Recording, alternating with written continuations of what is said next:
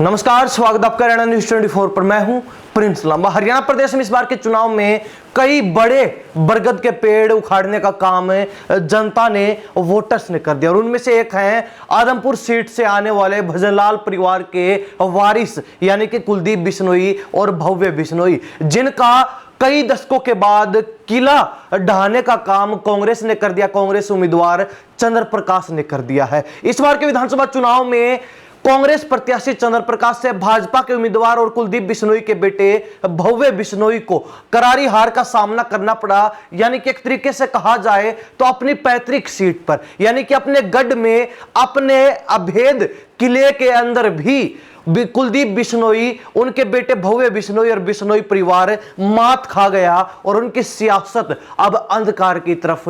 चल दी है, रुख कर चुकी है। उनकी सियासत पर अब संकट के बादल मंडरा रहे हैं। यानी कि सीधे तौर पर कहें तो फिलहाल चुनावी हार मिलने के बाद, कई दशकों के बाद हार का मुंह देखने के बाद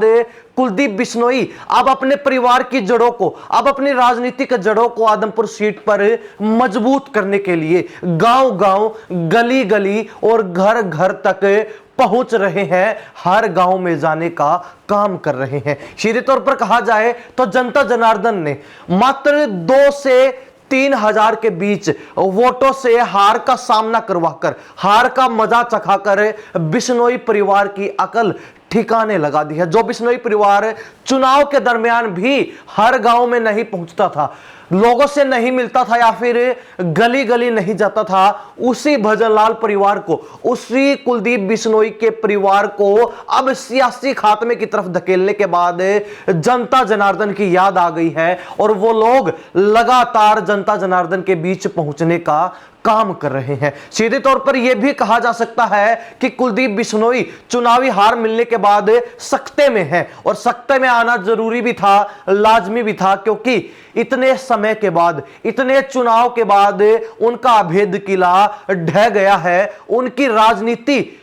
संकट में आ चुकी, उनकी सियासत पर खतरा मंडरा रहा है। यानी कि कुलदीप बिश्नोई, जिनको उम्मीद नहीं थी, जिन्होंने ये सोचा भी नहीं था कि ऐसा भी उनके साथ हो सकता है, उनका परिवार भी या फिर यूं कहें उनका बेटा भी चुनाव के अंदर हार का शिकार बन सकता है, चुनाव हार सकता है। लेकिन ऐसा हुआ और ऐसा होने के बाद कुलदीप बिश्नोई को अपनी गलतियों का भी एहसास हो चुका है कि आखिर किस तरीके से वो जनता जनार्दन के बीच नहीं रह पाए, किस तरीके से वो जनता जनार्दन की आवाज नहीं सुन पाए, किस तरीके से वो जनता जनार्दन के साथ डायरेक्ट नहीं जुड़ पाए और समय पड़ने पर, जरूरत पड़ने पर किस तरीके से लोगों के साथ खड़े नहीं हो पाए। और अब अपनी इन्हीं कमियों को दूर करने के लिए, इन्हीं खामियों की पूर्ति के लिए कुलदीप बिश्नोई गांव-गांव, गली-गली और घर-घर निकल चुके हैं आदमपुर सीट के ऊपर। लगातार गांव-गांव जाकर धन्यवादी दौरा कर रहे हैं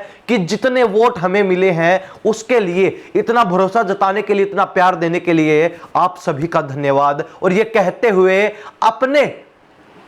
राज के अंदर, अपने कार्यकालों में हुए कार्यों को भी गिनवा रहे हैं, विकास परियोजनाओं को भी गिनवा रहे हैं, तो साथ ही भाजपा की जनहितैषी नीतियों को और बीजेपी के किए हुए कार्यों को भी लोगों के बीच जाकर गिनवाने का काम कर रहे हैं कि हमारे राज के अंदर हम जब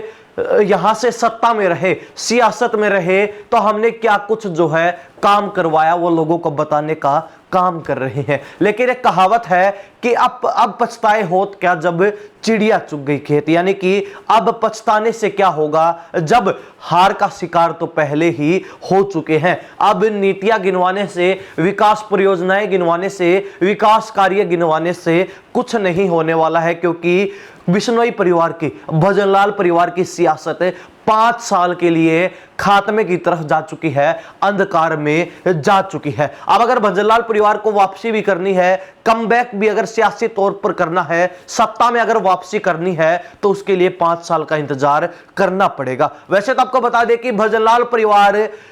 हरियाणा प्रदेश की राजनीति में, सियासत में एक ऐसा परिवार रहा है जिसका कोई भी सदस्य अगर चुनावी मैदान में उतरा है तो उन्होंने चुनाव जरूर जीता है। चाहे वो चौधरी भजनलाल की बात हो, उनके धर्मपत्नी जसमा देवी की बात हो, चाहे कुलदीप बिश्नोई की बात हो, रेणुका बिश्नोई की बात हो, या फिर उनके बेटे भव्य बिश्नोई की ही बात क्यों ना हो। पहले चुनाव के अंदर भजनलाल परिवार का हर सदस्य चुनाव जीतकर विधायक बना है, लेकिन बड़ी बात यह है कि इस बार के विधानसभा चुनाव में, हालांकि उपचुनाव तो भव्य बिश्नोई ने जरूर जीता था, लेकिन इस बार के विधानसभा चुनाव में भव्य बिश्नोई को कांग्रेस प्रत्याशी चंद्र प्रकाश ने हार का मजा चखा दिया, हार से सामना करवा दिया। हालांकि अब बड़ी बात यह है कि भजनलाल परिवार, जिसकी सियासत तो चुनावी हार के बाद खतरे में आ ही चुकी है, जिसकी राजनीति पर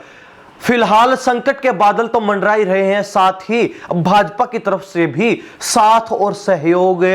बेहद ही नाम मात्र, यानी कि बेहद ही कम देखने को मिल रहा है। अब तक कुलदीप बिश्नोई जितने समय से भाजपा में है, उनको हर मौके के ऊपर बीजेपी की तरफ से नजरअंदाज करने का, दरकिनार करने का ही काम किया गया है। चाहे नायब सैनिक की पहली सरकार के अंदर उनके बेटे को मंत्री बनाने की बात हो, या फिर उनके बेटे को संगठन के अंदर बड़ी जिम्मेवारी देने की बात हो, या फिर लोकसभा चुनाव के अंदर कुलदीप बिश्नोई को हिसार लोकसभा सीट से टिकट देकर चुनावी मैदान में उतारने की बात हो, या फिर कुलदीप बिश्नोई के परिवार में एक से ज्यादा टिकटें देने की बात हो, या फिर उनके बेटे के चुनाव जीतने के बाद जो है मंत्री बनने का ख्वाब हो, कोई भी इच्छा उनकी अब तक पूरी नहीं हो पाई। हालांकि उनके बाद बीजेपी में शामिल होने वाले कई कांग्रेसी नेता उनसे आगे निकल गए हैं। उदाहरण के तौर पर किरण चौधरी को भी देखा जा सकता है, जो कुलदीप बिश्नोई के बाद, यानी कि चुनाव से ठीक पहले भाजपा में शामिल होती हैं। बीजेपी के द्वारा उनको राज्यसभा सांसद बना दिया जाता है, उनकी बेटी को तोसाम से टिकट दी जाती है, और जब श्रुति चौधरी चुनाव जीतकर विधायक बनती हैं, विधानसभा पहुंचती हैं,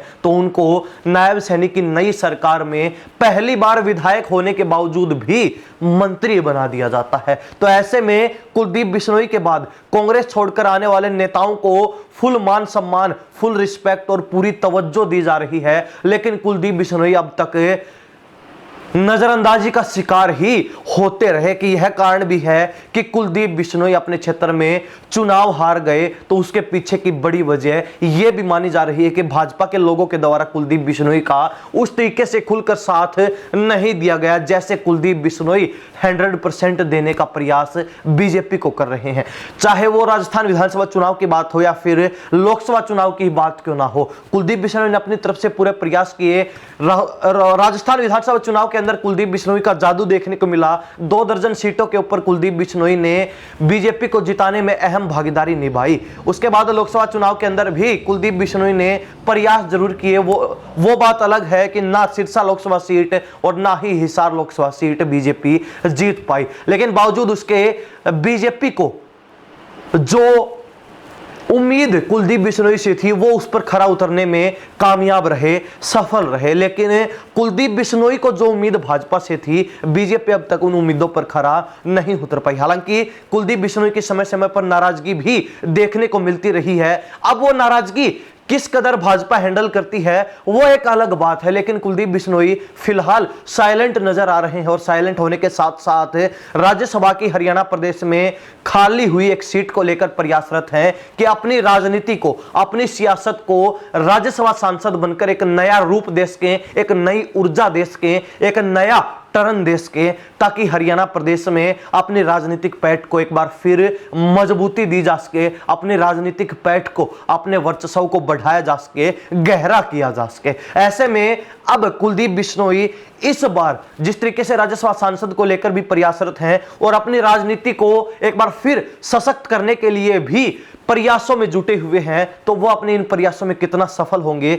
ये भविष्य के गर्भ में छुपा है। लेकिन इतना जरूर है कि आदमपुर सीट से भजनलाल परिवार की हार के साथ ही उनकी सियासत खतरे में आ चुकी है, उनकी राजनीति पर पूर्ण विराम लगता हुआ नजर आ रहा है। एक तरीके से देखा जाए तो उनकी पूरी जो विरासत है राजनीतिक, वो अंधकार की तरफ चली गई है। अब अगर बिश्नोई परिवार को, भजनलाल परिवार को वापसी भी करनी है तो 5 साल का इंतजार करना पड़ेगा। और अगर इसके बीच में जिस तरीके से राज्यसभा का मौका उनको मिला है, तो अगर राज्यसभा पहुंचकर अपनी राजनीति को नया रूप दे पाए तो ये उनके लिए सोने पर सुहागा होने वाला है। लेकिन देखने वाली बात रहेगी कि भाजपा एक बार फिर कुलदीप बिश्नोई को, बिश्नोई परिवार को नजरअंदाज करती है, दरकिनार करती है, ठिकाने लगाती है, उनकी बातों पर, उनके ऊपर कोई ध्यान नहीं दिया जाता, या फिर इस बार बिश्नोई परिवार का बोलबाला बीजेपी के अंदर और हरियाणा प्रदेश की राजनीति में देखने को मिलेगा हार के बावजूद भी? क्या कुछ होगा? अपनी राय कमेंट के माध्यम से जरूर लिख दीजिए। इन्हीं सब बातों के साथ हम प्रिंस लांबा, हरियाणा न्यूज़ 24। नमस्कार,